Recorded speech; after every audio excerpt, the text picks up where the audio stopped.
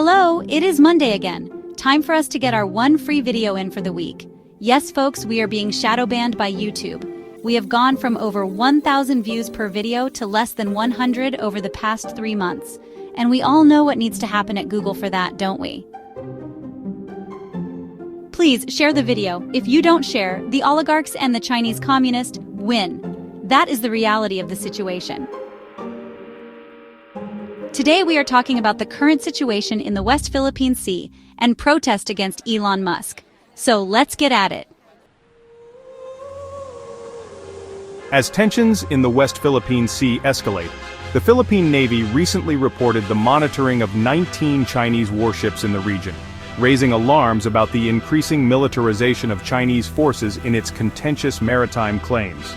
These warships were among the vessels that stirred concerns regarding China's pursuit of territorial aggrandizement at the expense of its neighbors, particularly the Philippines, which asserts rights over its claimed exclusive economic zone.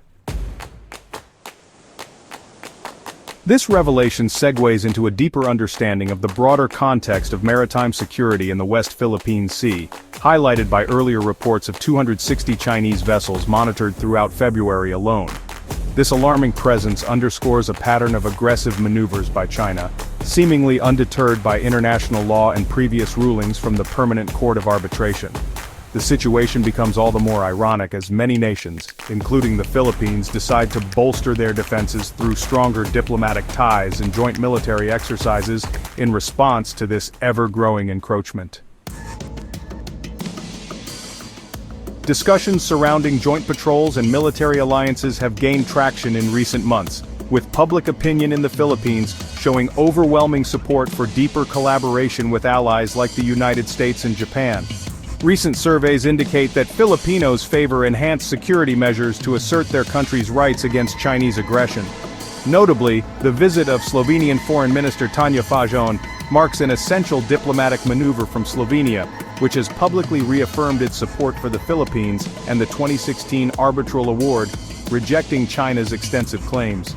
Historically rooted in their own territorial struggles, Slovenia's position adds a unique perspective to the international dialogue surrounding maritime sovereignty.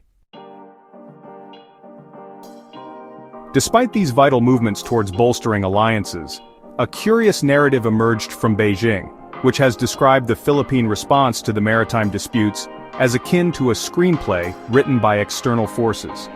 This characterization not only reveals China's growing defensiveness but raises questions about their diplomatic acumen. A statement warning the Philippines against what they see as provocations has drawn skepticism, particularly as it suggests that the narrative around the South China Sea has been crafted not through legitimate concern, but through external influence. This absurdity begs examination. If the Philippine government's actions are merely a reaction to obstructions created by China, how can they possibly be accused of fabricating a plot? Such claims by Beijing smacks of deflection and evasion, particularly as they continue to dismiss international laws and arbitration rulings. Instead of engaging in meaningful dialogue to resolve these disputes, Beijing appears to be relying on narratives that portray their aggressive posturing as justified, almost theatrical in nature, all while playing victim in the broader geopolitical theater. The situation remains fluid, with every move met with scrutiny. As the Philippines draws support from its allies, the question remains, will these joint efforts be enough to counteract the unfolding drama in the West Philippine Sea, or are they merely actors in a play already penned by another? Now that we have hit the halfway mark, please like the video, share the video, subscribe to the channel if you have not already, and ring that bell for notifications. We need your support. It all starts with a fiery flicker, reports of Molotov cocktails being tossed at Tesla showrooms across the country. One can't help but wonder, are these rebellious acts born out of desperation or just plain theatrics?